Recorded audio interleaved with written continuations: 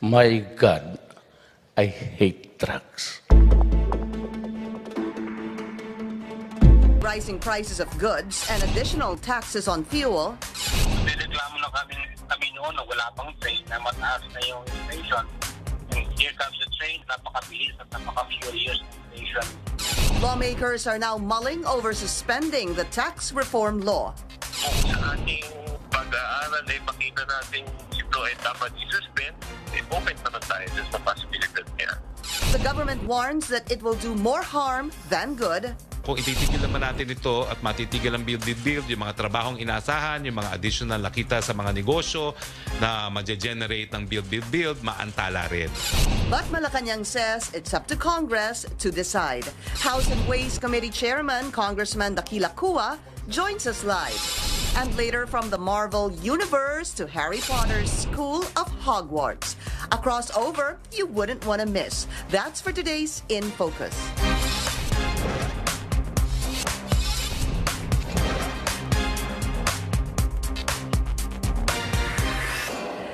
Thank you for joining us. I'm Pinky Webb. Malacanang says President Rodrigo Duterte would have no choice but to comply if lawmakers pass a bill suspending the tax reform law. But this early, the palace, as well as the finance department, are giving reasons why suspending the measure could be bad for consumers. It explains revenue from additional taxes will fund a number of government services and other programs like free tuition in state universities and colleges. But can the tax reform law be suspended? Let's go straight to the source of the story.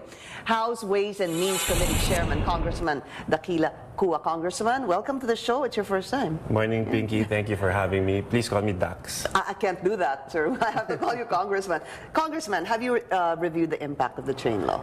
We're currently doing the numbers. We're still asking the finance department, the economic managers, to submit even a more in-depth study. And but parallel to this, we're also talking about the possibility of suspending what kind of measure will be passed, what kind of metrics will be used or triggers can be looked into as kasi pagka nalagyan natin ng suspension, lalagyan din natin ang possibility of resumption. So, ano ba yung mga findings niya? Anong parameters of our economy ang gagamitin dyan? So, yun ang mga pinag-uusapan yan. Pero you get your source from your reference, your study and analysis from the finance department, sir? We get our numbers from the economic managers. Yeah, Yes. that's the government. It is the government also that passed that gave the recommendations for the train law. So sila din.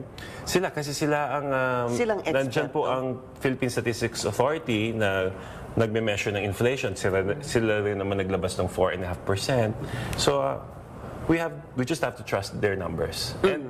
And we also counter that o binabalanse natin by asking the academe and perhaps industry and interest groups to validate the numbers of government. So the status, would you say right now, is you're waiting from an evaluation from the economic managers? Yun ho bang status ngayon? Yes, but while waiting for their numbers and their reports, we're also studying on what are the possible mechanisms that the committee may consider putting into a bill and putting forth to the plenary na para pag-usapan, ito ba ang inflation rate ba natin ipepeg yan? Or is it the breach in the target inflation rate? Or are we going to talk about revenues? So those things are the ones that we need to talk about. So you need to talk about that so that you can form a bill that you can pass through plenary. The question is, nasa na ho kayo in terms of itong bill na to na pinag-aaralan nyo? We're doing the conceptualization part right now. It will probably take a week or a few more days. The concept itself is not so difficult. What is the concept? What do you mean by that? Kasi syempre, pag gusto natin i-suspend, saan natin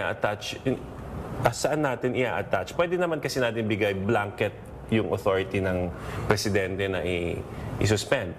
Pero sana mas targeted. Pag sinabi natin nag-reach ng 4.5% or nag-breach or lumampas ng 4.7, ano ba talagang parameter? Ano ba talagang mahirap ng i-manage? And then, we're also looking at, pwede bang i-contain yung suspension yan? Ibig sabihin, a group of people in the economy, may may suspended. I don't know, it seems very difficult to do that. Pwede bang ganon? So that the rich can continue to pay the excise tax, but the poor can be saved or something like that. So you're talking about the excise taxes on fuel? Yes, possibly. Okay. Yeah. In your study, is there a possibility that there will only be certain provisions in the train law that will be suspended? Kasi ang sinasabi po, suspend the train law. Are we looking at suspending the law or provisions in the law, sir?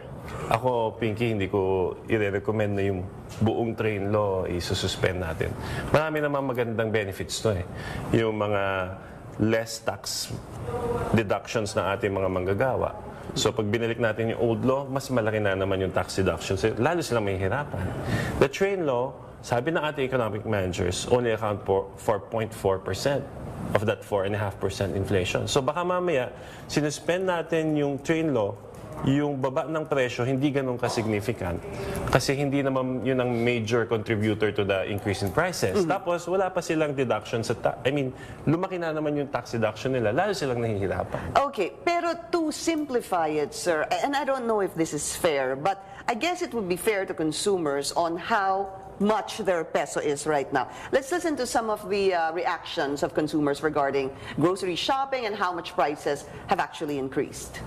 Kailangan ngayon, dahil dyan sa train long yan, malaki ang ano mo, kailangan konti higpit ng sinduron. Dati, yung 8 nagiging 12, yung 4 na piso nagiging 5 piso, kaya kailangan mag-budget ka maigi. I'd like to add to that because I have a source. Somebody from our team actually was saying that they used to go grocery shopping at 2,500.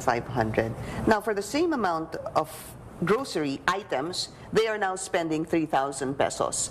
So how do you explain that to the consumers? And how can you explain that even if the government says, only 0.4% of the 4.5 inflation is caused by the train law? At the end of the day, they say the 2.5 is 3,000 right now. Okay, I don't want to argue with our sources na talagang tumataas ang presyo. Kahit naman ako nararamdaman ko yan. Alam mo ba na yung pamilya namin ngayon, we all sleep in one room, me, my wife, and our kids, para isang aircon lang. So, you do your own share of tipid para nang hindi ka rin mahirapan. But syempre, doon sa mas mahirap, mas malaking impact niyan eh. Yung piso, yung 2 piso, malaking bagay sa kanila. That's why, that's really the point of discussion, or at least sana yan ang pinag-uusapan natin. How do we help the poor?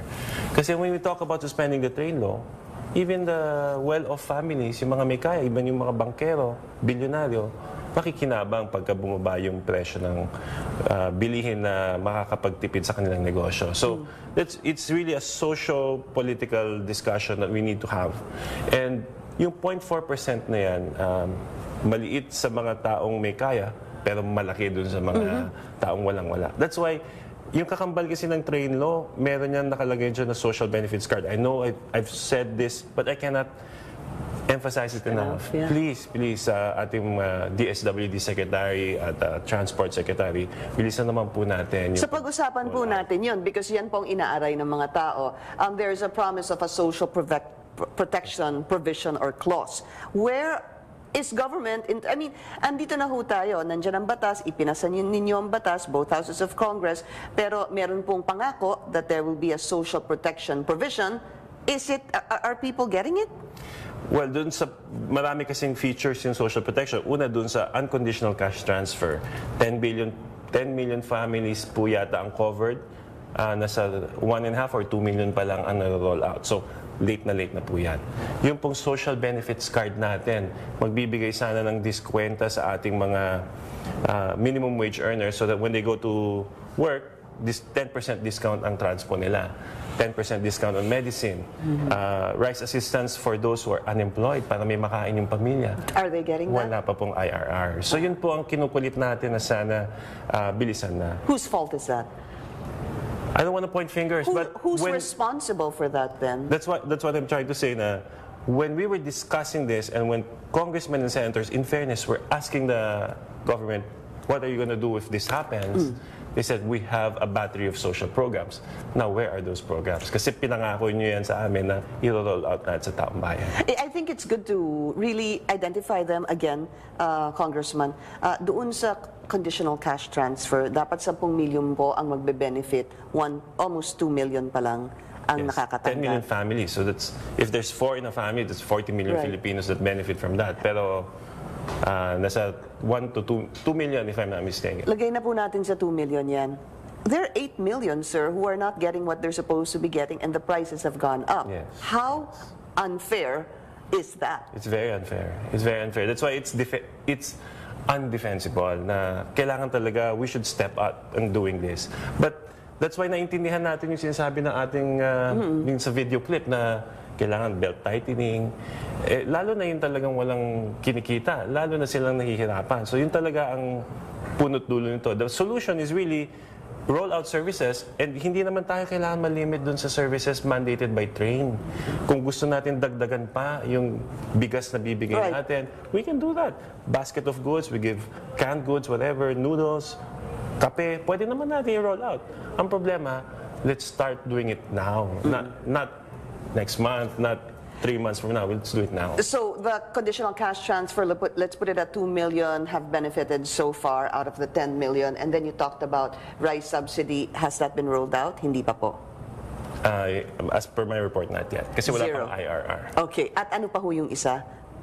Meron pa yung discount on medicines, discount on At the transportation. 10%. It will be attached to a benefits card. Aha. that the Hindi government ho ba will- sana minsan mas maganda na lang po isipin na kapag tataas na po ang presyo ng mga bilihin and petroleum, kasabay na po yung binibigay na benepisyo sana para sabay. Actually, that's the commitment. That's the commitment that Congress got from the economic managers na pagkasimula ng train, simula na rin yan.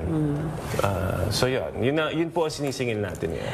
We'll be taking a short break. This is the source on CNN Philippines. Still to come, with rising prices of goods, labor groups are now calling for a wage hike. Congressman Dakila Kua shares his thoughts after the break. Also, a dream cinematic crossover from the Avengers to the Witch and Wizards of Hogwarts. That's for today's In Focus.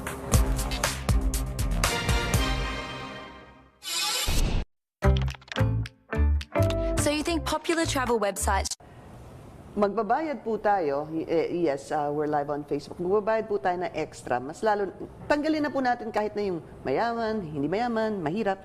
Pero kung ang pangako po, aakyat ito, pero, Yes. you know, there's something to cushion the effect. Dapat ho talaga sabay, di ba? Dapat talaga sabay. Dapat talaga sabay. Kasi unfair eh. Sige, wag kayo they promised you. They Yes, promised Congress. Not me, but the entire Congress. Yes. And the Senate, everybody. They promised that they will roll this out. It's not pampaganda ng papel dun sa train law. It's something that we were inaasahan namin gagawin natin. Pero to. may budget ho doon. Yeah, kasi 30% of that revenue will Go be to used the social program, protection. Oh, so really.